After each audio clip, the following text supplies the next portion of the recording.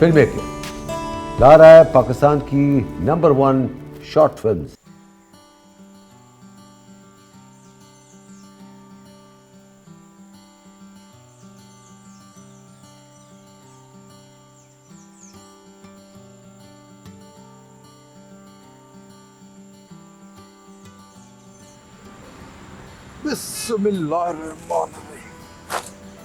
बिस्मिल्लाहिर्रहमानिर्रहीम।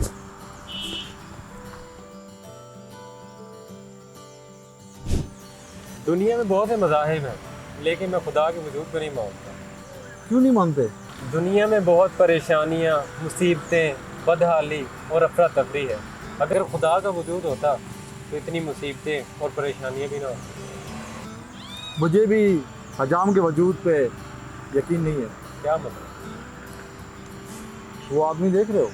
जी हाँ, लेकिन इसका मेरी बात से क्या ताल्लुक है?